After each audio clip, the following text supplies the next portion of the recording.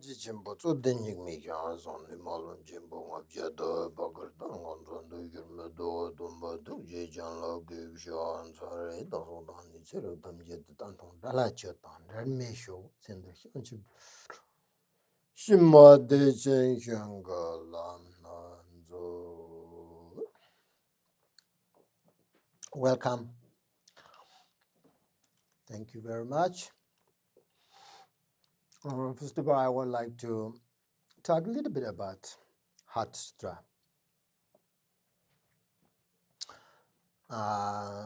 Because we are reciting Heart Sutra once a class, right, all the time. No eyes, no nose, no tongue, no body, no mind.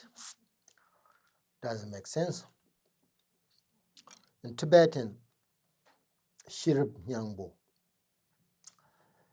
means Sherab is wisdom.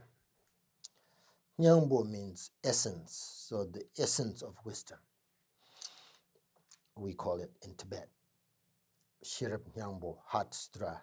The Sanskrit they call Heart Sutra, right? But in Tibetan you say Sherab Nyingpo means essence of wisdom. So which is translated as a Heart Sutra. So it's very important one, right? All the Buddhas came from this practice, the practice of the perfection of wisdom. Therefore, sometimes they called it as the mother of all the Buddhas, because all the Buddhas came from this practice, the great perfection, or the perfection of wisdom. So sometimes I have a little bit hesitation, when we recited how you feel it about, the Heart Sutra. Maybe you are not a little bit, uncomfortable when we say there is no five aggregates. 5 aggregates talking all our body, mind, everything includes. So we say no 5 aggregates, which means no body, no mind. So, maybe it would be a little bit, if I give you a little bit sort of, if you understand the real meaning of this teaching. So when you recite the Heart Sutra, kind of the essence, the real meaning of this teaching is there are 3 kinds of views, You have to understand that. So the views of common beings, the views of the ordinary people. Then we have the Buddhist philosophy point of view, the view of the fundamental vehicle, the Hinayana, and then the view of Bodhisattvas, the Mahayana. So there are 3 kinds of views. Let's say the first, the common beings, the ordinary view, the 5 aggregates, the body or everything, is a living being, right? A self or a person. That's what we call it, a person or self. That's ordinary or common beings' view. And then the Hinayana, the fundamental vehicles view, the 5 aggregates are origins, kind of sufferings. And bodhisattvas, like the Avalokiteshvara, view the 5 aggregates and see that they are empty of inherent existence, because they see clearly that everything is empty and everything is interdependent. The last we have the Heart Sutra says everything is arise interdependent. That is the Mahayana's point of view. The Mahayana's view, everything includes ourselves, our five aggregates, everything outside, inside, everything arises interdependent, which is emptiness.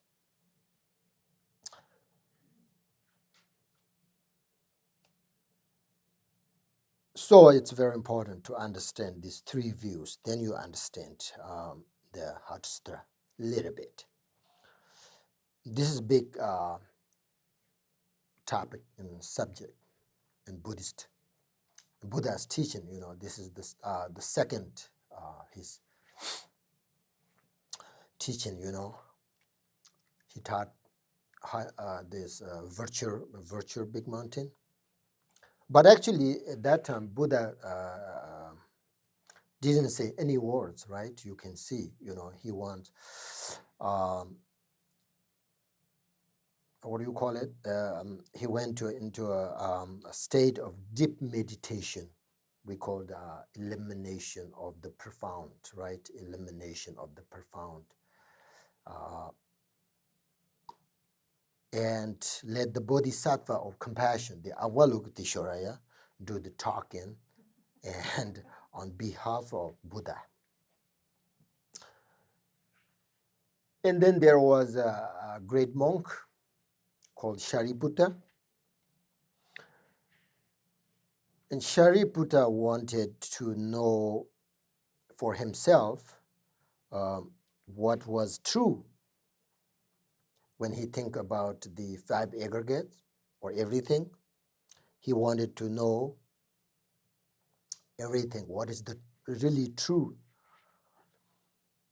So he asked, Avalokiteshvara, the compassion bodhisattva,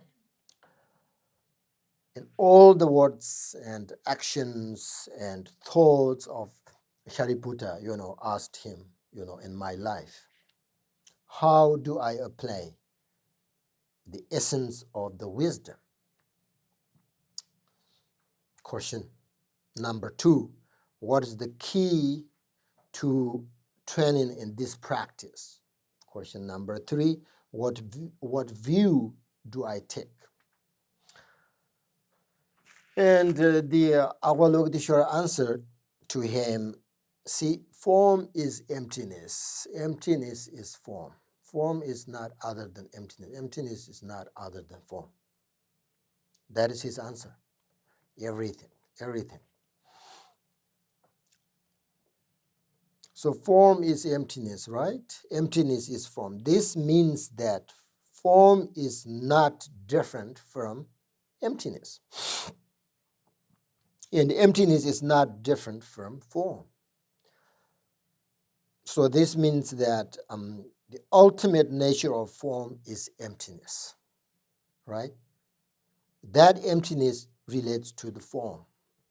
So when we say form refers to so many things: earth, water, everything, winds, and so forth, everything. And then emptiness, form is emptiness. Emptiness is form. Emptiness is the ultimate, the truth, true nature, right? So due to the character of emptiness, these earth, water, body, everything, this form are emptiness. So that is the view. The Mahayana, the Bodhisattvas, the view, the five aggregates are emptiness. They are not different from emptiness. And emptiness is not different from the five aggregates, because the essence of the five aggregates is emptiness. So therefore, everything arises interdependent. So therefore, if our form in the body is not emptiness, then there's no way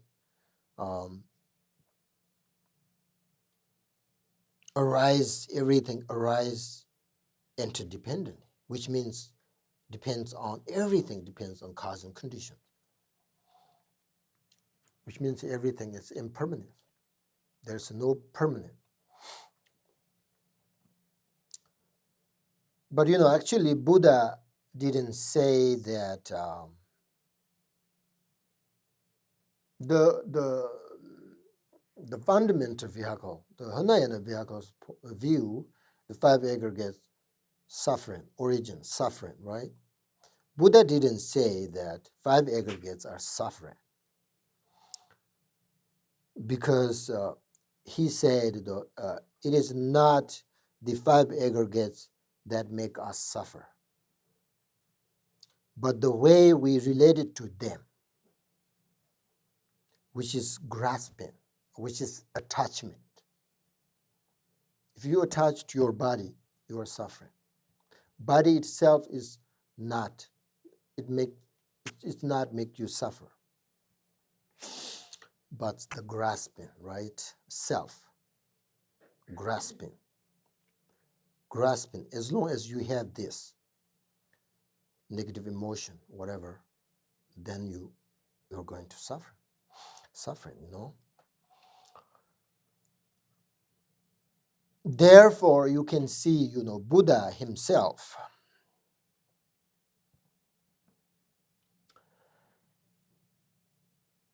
when you think about him, the Buddha is someone who lives in peace, joy, freedom, neither afraid of nor attached to anything. That's why he lives in joy, peace, and freedom. So when the compassion bodhisattva, the Avalokiteshvara,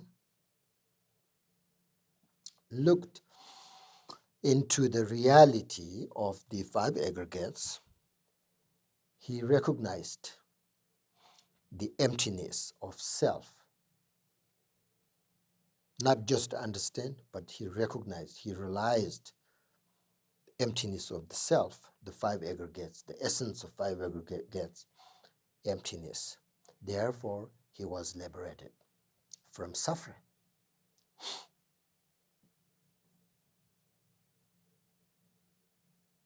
So that is kind of, about this Heart Sutra. What we, the ordinary people like us, our view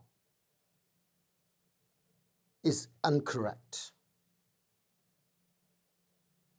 We think the five aggregates, we understand the view, five aggregates, self, a person, right? And permanent. It's incorrect view. Because we think the I is person, I, me, myself, is permanent. We think it's a permanent. So that view is, and then the Hinayana's view also incorrect. They think the five aggregates, origin, suffering. Buddha said, no. How you relate it to them, you make your suffer because of the grasping. So actually, Mahayana's view is correct. Everything is emptiness. Everything's arises interdependently. This is very special, and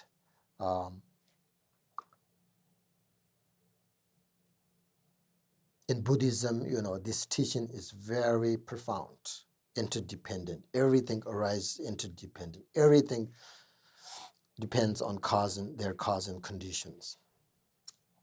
Anyway, I hope that a little bit helped. I'm very happy to have this opportunity to talk about Buddhism.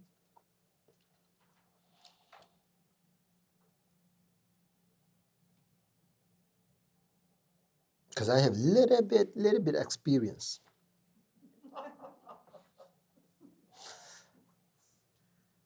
Intellectually, intellectually and a little bit experienced, So therefore, I'm very happy.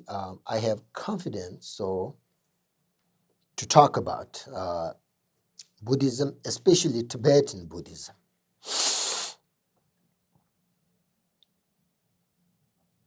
So I don't know what really you want. If you want to practice, so this is how you start out on the path. First, you need to receive some teachings from teacher, right? Then it is very, very important to understand the meaning of the teachings.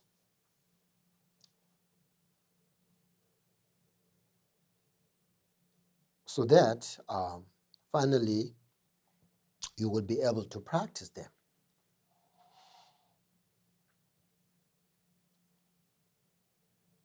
Practice means, you integrate these very useful teachings into your life.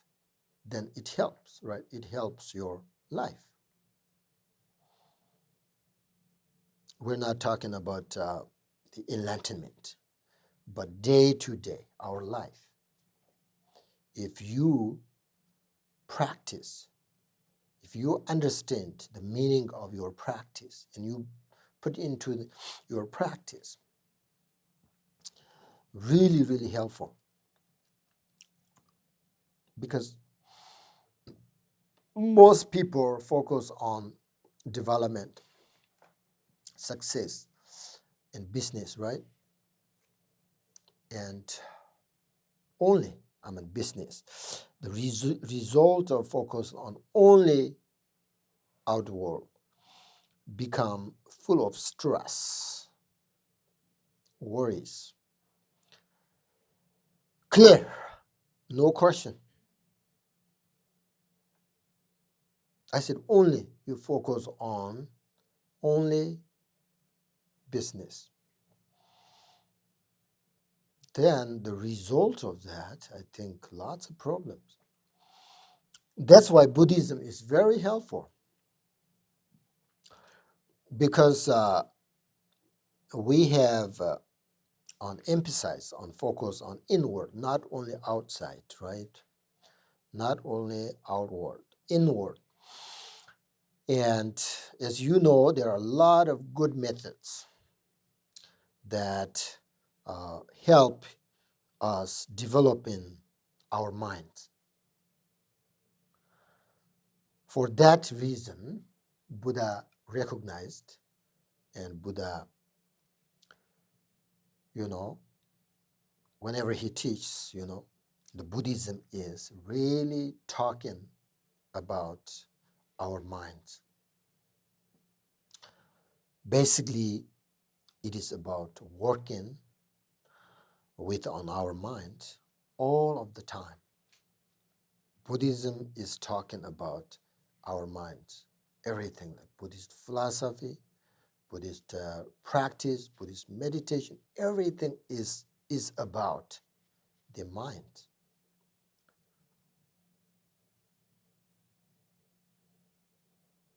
There is a good reason why talking about and meditate about our mind, because Buddhist terminology, we have three parts of ourselves, which we call the body, speech, and mind. Very important. These are very important part. Body, speech, and mind, right? Because, why this is a very important part? Through these three parts, we do positive actions. And through these three parts, we do negative karma, But more importantly, as you know, the body and speech are just merely subservient to the mind. The mind is everything. The mind is the root of all. Mind is the boss. So that's why Buddhism really emphasize, and talking all the time, talking about mind. If you realize and working with your mind, then you will naturally cultivate positive and virtuous. Because when you look at your mind, you will see your motivation, not your action, your motivation. You will see either you have positive motivation or negative motivation. We don't know. I don't know. Only you know your motivation.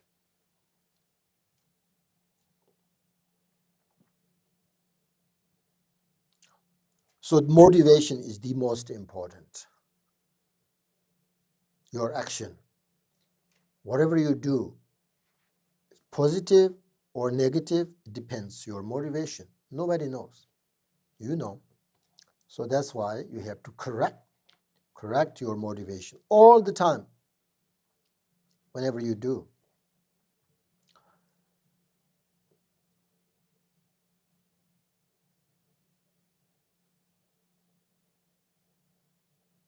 If you have a good motivation, correct motivation, it makes you a really good practitioner, and good person, very kind person. If you have positive motivation, you'll be a really kind person, great person. So therefore, Buddhism teaches how to, develop or train your mind. And now we understand, very important, our mind. And in order to take care of the mind, we need some good methods, good practice, good meditations. Not only one meditation is not enough, because people are so different, So now we have meditation. You like meditation, right? So because meditation can be practiced by anyone, right? There is no difference between young or old or man or woman. Everybody can meditate.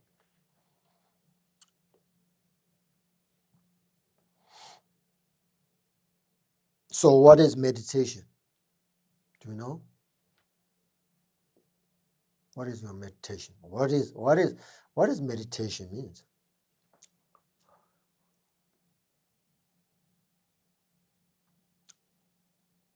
We understand meditation is so important, because only if you want to prove your mind, only through meditation. But sometimes meditation can mean to think about your mind, right? Your mind, think about your mind, and to realize your mind.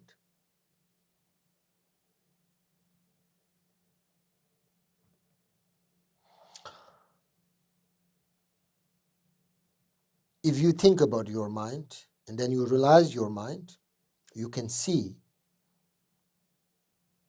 the meditation is really about developing your mind and diminishing your negative karma, I can say that, negative karma or emotions. Because when you meditate, you're going to develop the nature, character of your mind. And now you think about, since the negative emotions are not part of that nature character of, your mind. So therefore, meditation can help you eliminate that. When you think about when you say the Heart Sutra and think about 5 aggregates, what is your mind?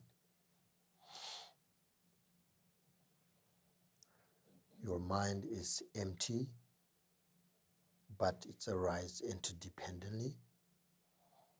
So we have positive, we have negative. Do you remember Buddha said that, very famous, Buddha said that, abandon negative action, create positive action, or, create, perfect view, and subdue your mind. Subdue your mind. That is Buddha's teaching. Subdue your mind. So by abandoning negative action, such as, hurting others, destructive motivation, such as anger and attachment, all of that. That's why Buddha said, create perfect view, a perfect virtue, or, positive. Develop, beneficial attitudes, such as love, kindness. So subdue your mind. Subdue your mind is recognize the reality. Recognize the reality. So that is Buddhism.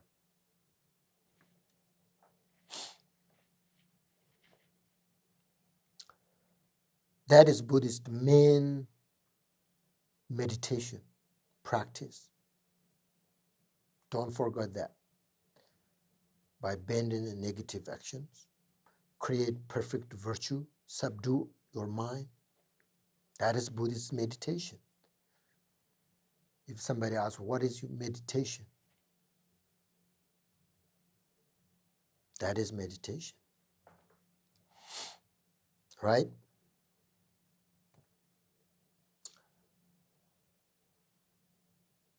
So therefore, if you follow that, subdue your mind to recognize the reality, to recognize the essence of your mind.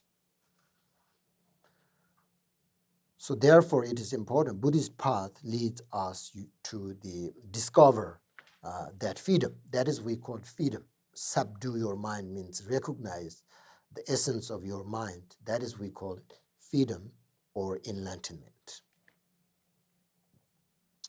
Right? Enlightenment.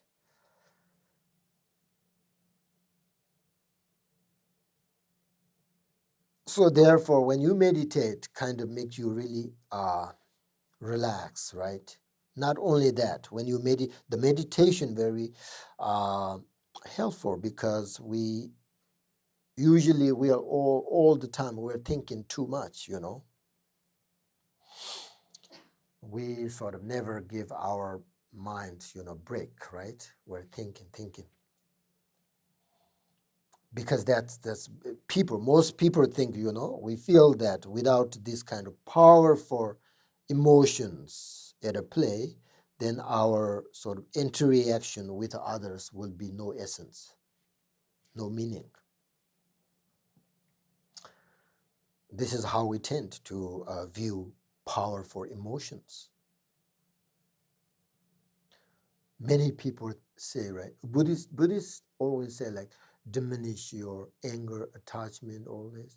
And then sometimes these people say, if I don't have attachment, how do I develop my business? If there's no anger, how do I develop my business? I have good employees, I have to say good. Bad, I have to fire them, and I have to say something bad. This is how we are. But Buddha said opposite of that. No, that doesn't work.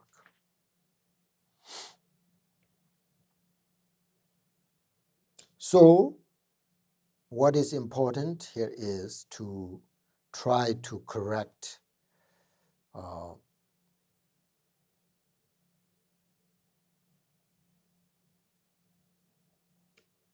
subdue your mind, cultivating sort of genuine understanding of the true nature of these emotions. Buddha said these emotions not part of our mind. They're just temporary. There is temporary. So always watch, right? Watch our mind carefully,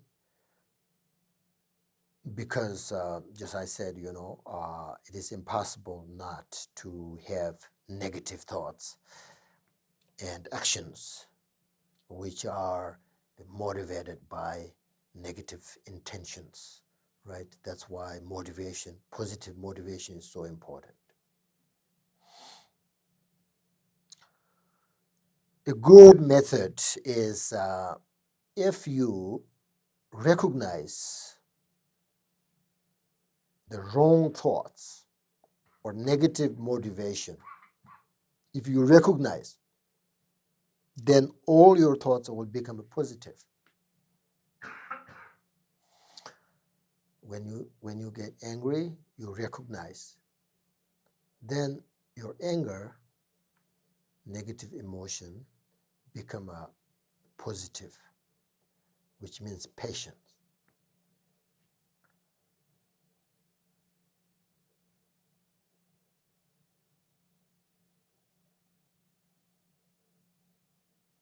Right? Like attachment. It is impossible to not have attachment as a ordinary people like us. That's fine, right? But you have to recognize right away if you can.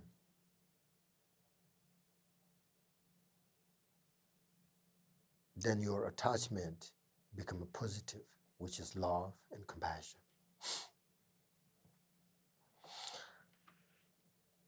So Buddha gave us a lot of, what do you call it, useful ideas or meditation, And if some of these methods or instructions from Buddha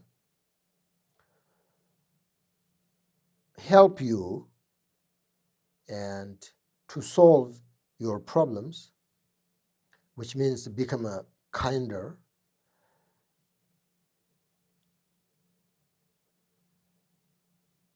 Buddha said that you are free to practice them. Buddha said that there is no need to call yourself Buddhist. You just, if you think some, these instructions, these good ideas, if you see they're helpful, if you practice very helpful in your life, then you are free to practice them. You don't have to say I'm Buddhist or whatever. Some people don't like that, right? Because,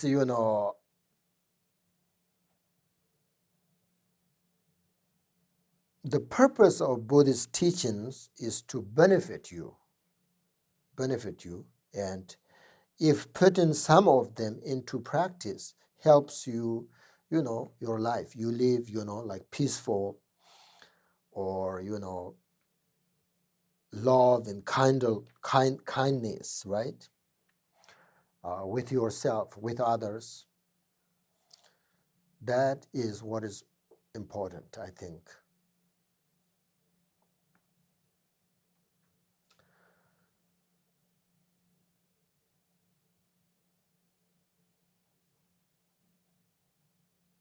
A Buddha cannot control your mind. Only you can do that, right?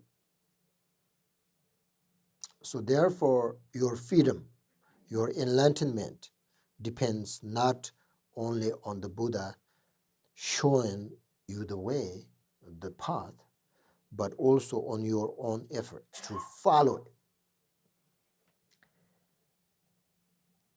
For example, if you want to go to Tibet, I'm from Tibet.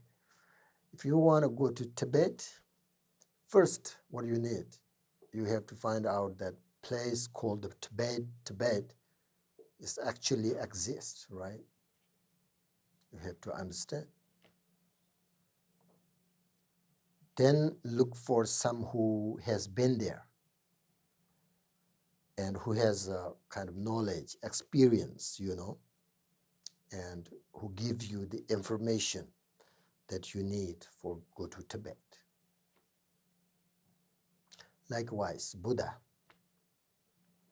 has attained enlightenment.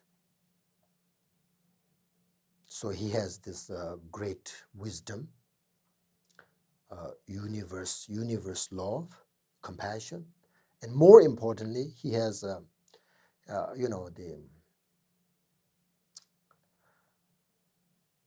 skill to show us the path. That is the purpose. That is the meaning of the enlightenment, right? So he gave us the path.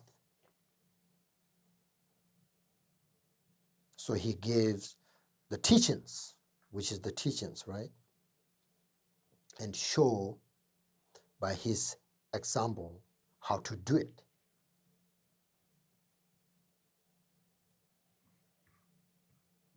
But you have to go to airport and get on plane, right? That's why you take refuge. Refuge is very important.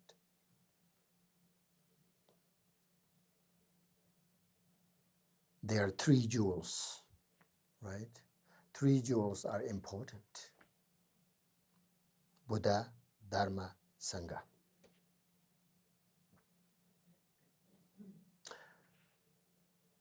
Yesterday I said this, it's very important. 3 jewels. We are, think about our life. We have various, unsatisfactory circumstance, problems in our life, right? We are like a sick person. If you think this way, it's so easy to understand why Buddha is important, why Dharma is important, why Sangha is important, why 3 jewels are important.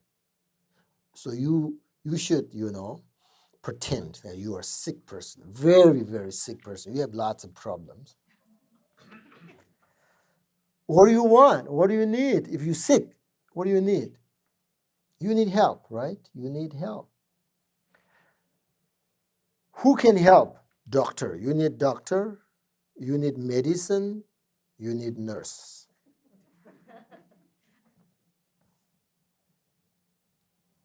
Right? So think about this way. So Buddha is like doctor. Dharma is like medicine. And the Sangha is like nurses. Right?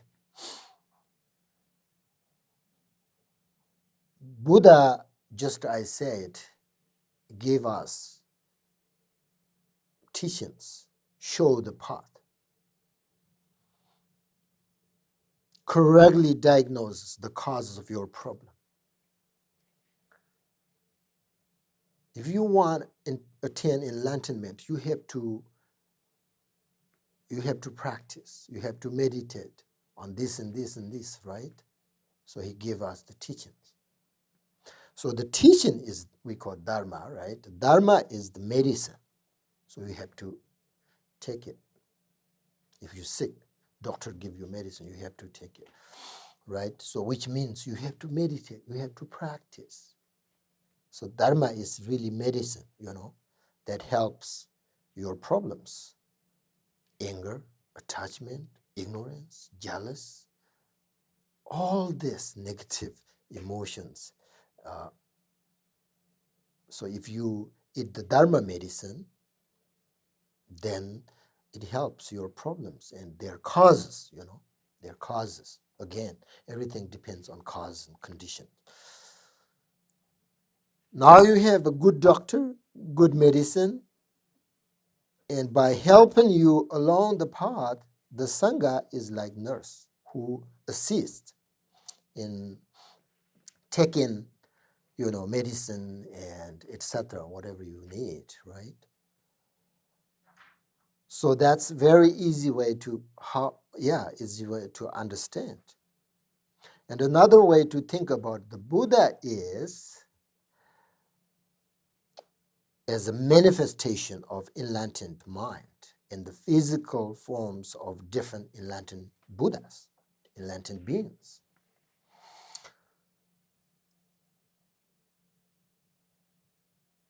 But if Buddha, this Buddha is Shakyamuni, right? We call it Shakyamuni Buddha.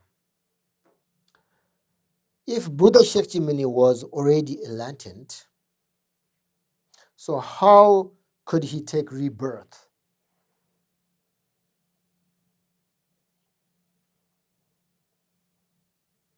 Buddhist philosophy point of view, the answer, he didn't take rebirth under the control of disturbing attitudes or contaminated actions, karma, as ordinary beings do.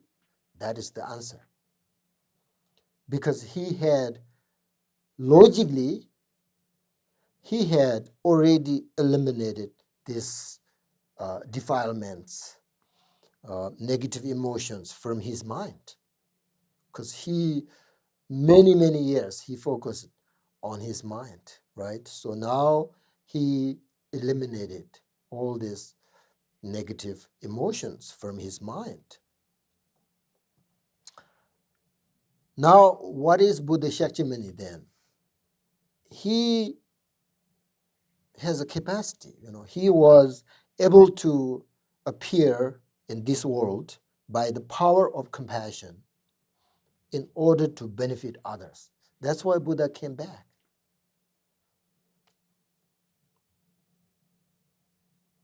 So, he voluntarily take rebirth. But this rebirth, not out of ignorance, as ordinary beings do. We're taking rebirth out of ignorance.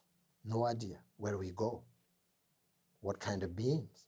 We have no idea. But out of compassion, Buddha, rebirth, out of compassion and bodhicitta, because benefit others.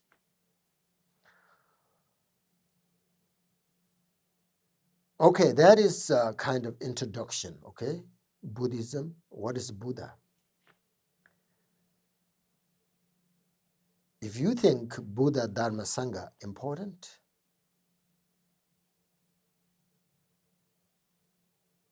then you should follow it. You should practice.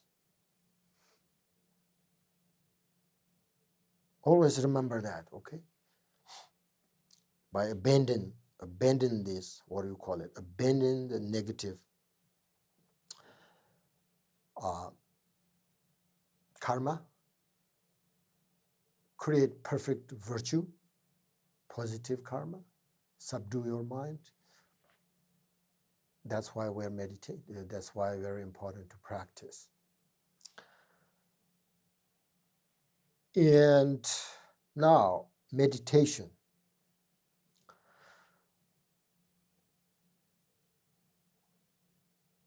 Think about this positive and negative thoughts, right?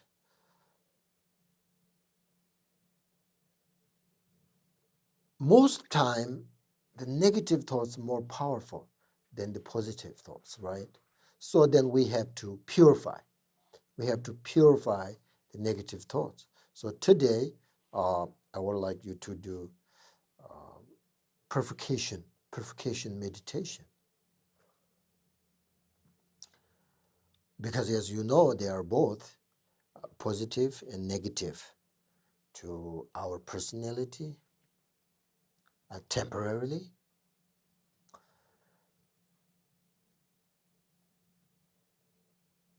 Don't think only negative though. On the one hand, we have love, right? Wisdom. We have compassion, right?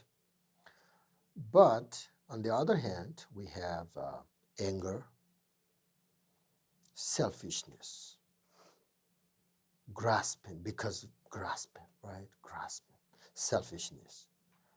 We have jealousy. So all these are Buddhist called mental experience, and they are coming and going, coming and going, coming and going, all the time, up and down, up and down. When we recognize this and we develop a correct view of the reality, then your negativities, what do you call it, gradually can diminish, because they are not part of the nature of our mind. They are not part of the nature of our five aggregates, but they are very strong because of the bad habit, the habitual patterns. Many lifetimes, according to Buddhism, we develop this bad habit. So they are so strong. Even though they are not part of our mind, the essence of our mind, but still they control us. But that doesn't mean we cannot purify or diminish them. But how diminish these temporary negative emotions? Through the meditation. As your wisdom develops, then your mental experience will grow. And your personality transforms. Then, at the end of this path is we call enlightenment or liberation or freedom. Because you can free yourself from negative energies through the process of purification, meditation. So which is changing your way of thinking and cultivate a more positive thoughts.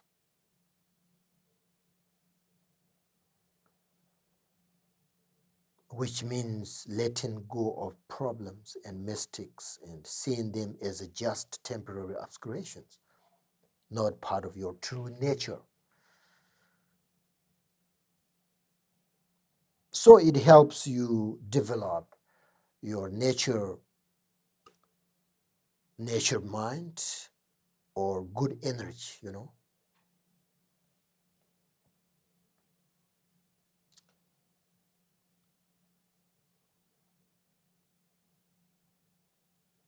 As you develop your wisdom,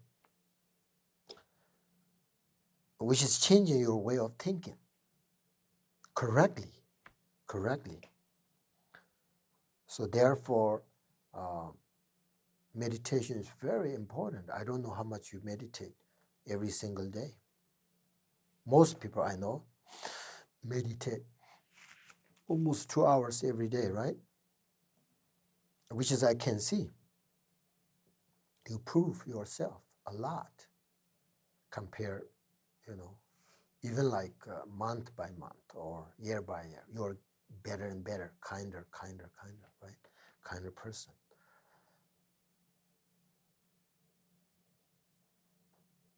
At the same time, business is very important. Don't lose that confidence, right? You need go to work, but not only that. So meditation really helps. Success, right? Success, your business also help.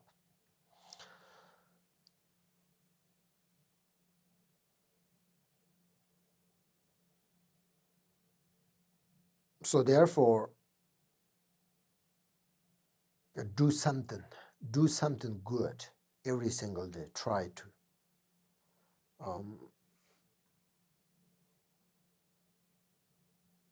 Unfortunately, we never know what will happen, right?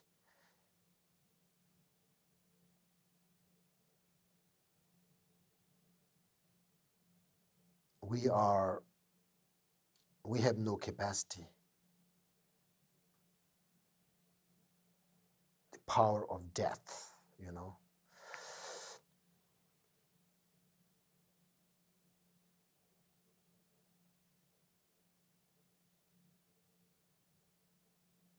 We never know. So therefore, do something good for yourself, of course, and for others.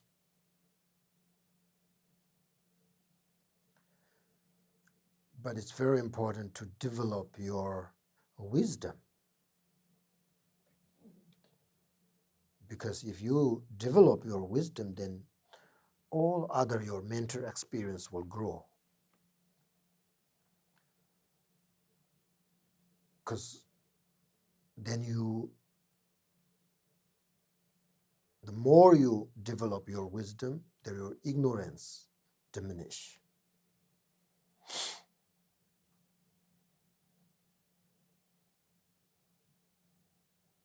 The second, the will of Dharma, Buddha taught you have to let go your ideas, how you believe. That's incorrect. I'm a self, I'm a person, this is permanent. You have to let that go. Otherwise, you cannot develop your wisdom. So therefore, meditation is important, okay? Now we're going to meditate for a few minutes.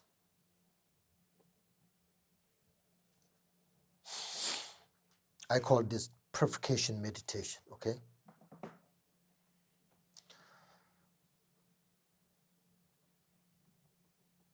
So the comfortable and relaxed, very important.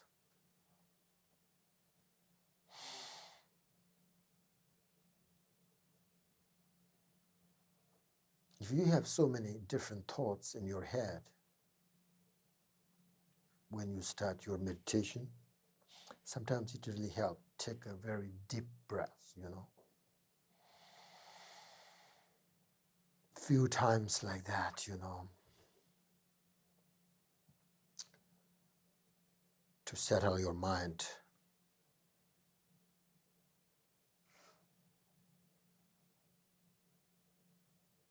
Once you relax both your body and mind, then turn your attention to your breath.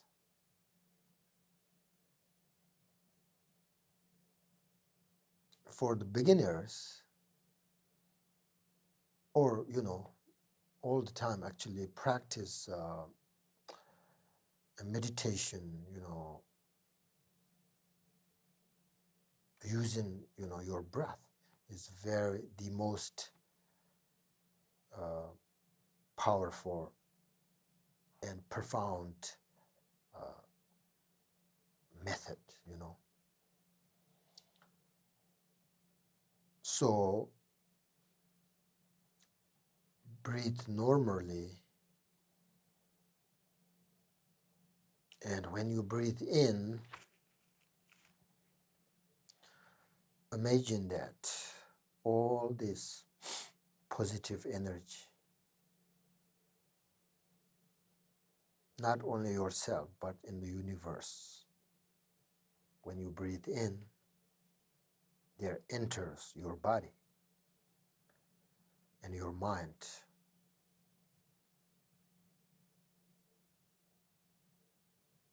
With the breath, when you breathe in very slowly, I think very important.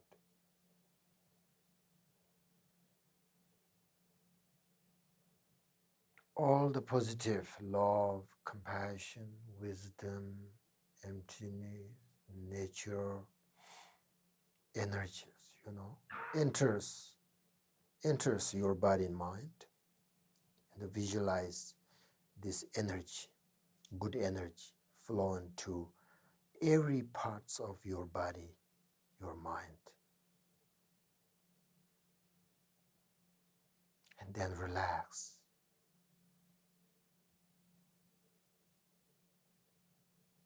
And there is a happiness. And just to relax right there. No hurry. Breathe out, it's just to breathe in and you are relaxed.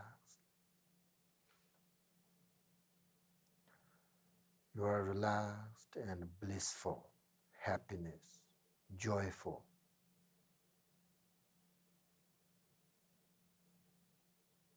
Then you can see your wisdom.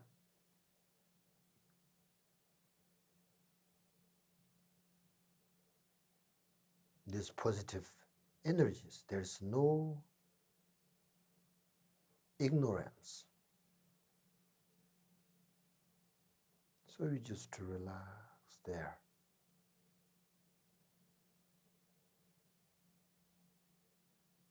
And your body is so comfortable now. Your mind is so comfortable and joyful, blissful. Just relax there. And when you breathe out, when you're ready, imagine that all your negative energies and your emotions leave your body and your mind with the breath.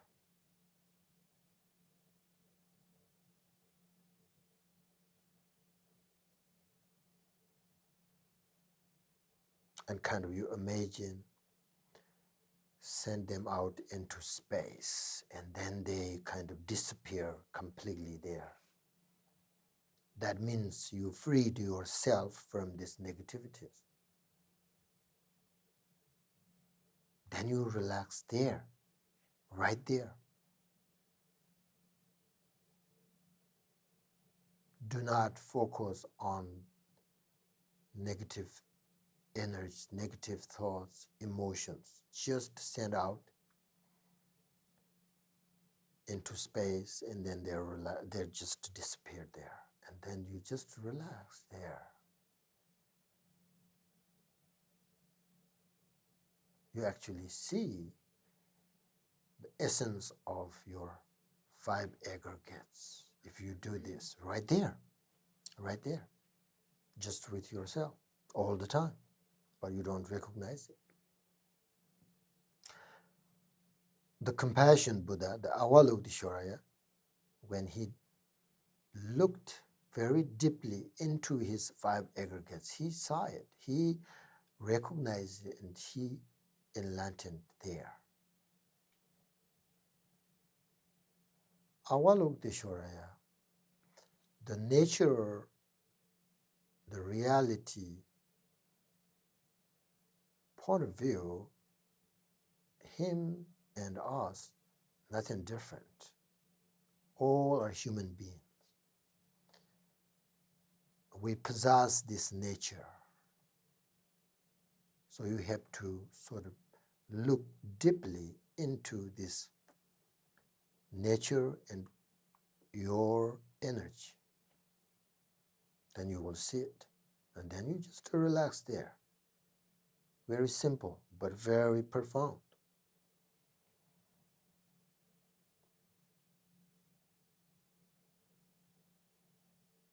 Just relax. Breathe out, relax.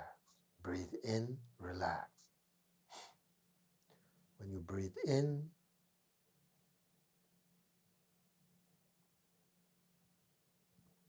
you bring your positive energies, love, compassion, wisdom. When you breathe out, you send out your negative thoughts, and then don't follow them. Just they're, if you don't follow them, they're just actually disappeared. You don't know how disappeared, but they just disappeared. You don't follow. If you follow, then you will lose this meditation, purification meditation. You are not there anymore. So just send out and then disappear, and then you relax.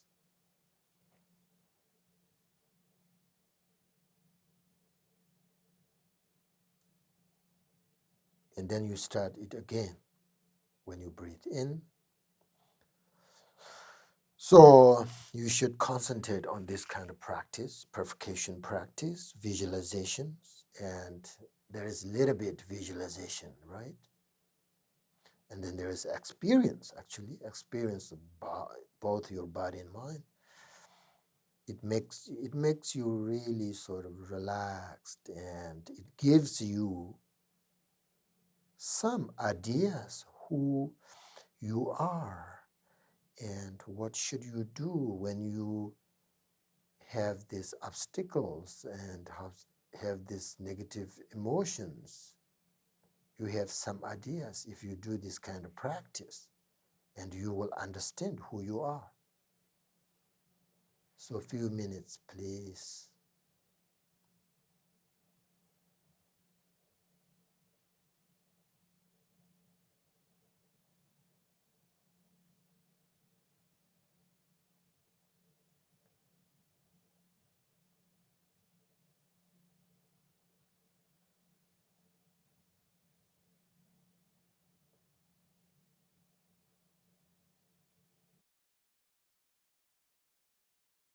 Is the Buddhist of the three times mean? Is that past, present, and future? Yes.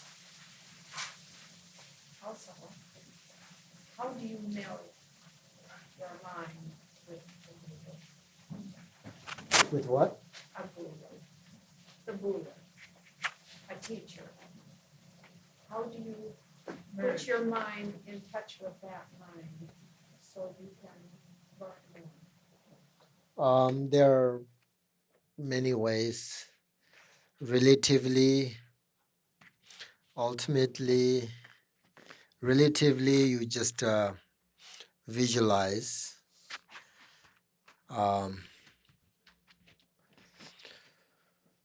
past Buddha, present Buddha, future Buddha, and follow their teachings and develop your faith in devotions like that. Devotions. Ultimately, same nature. So if you recognize the nature of your mind that's not different from your guru or Buddha, that's universal, right? Universal nature of everything. So that is enlightenment. We're not there yet, though. Don't worry.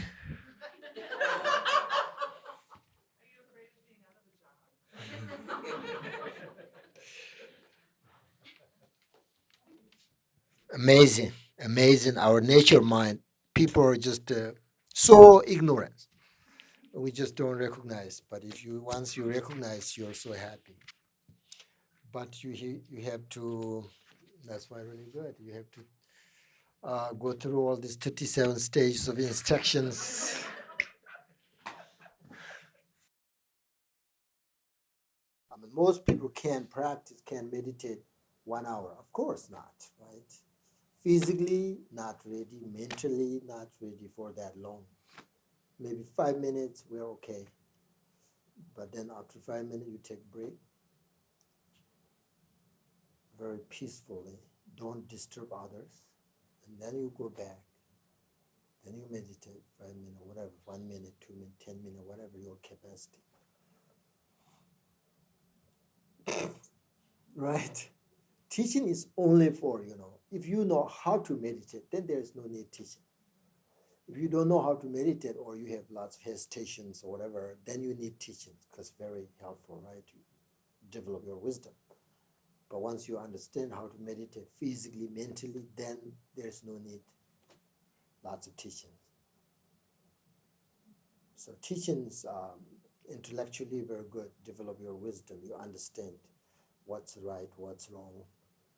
But mentally, you have to work on with your mind, which is meditation. So meditate, I think, as much as you can every day. That's, I think, better than practice, blah, blah, blah, teaching. And meditation is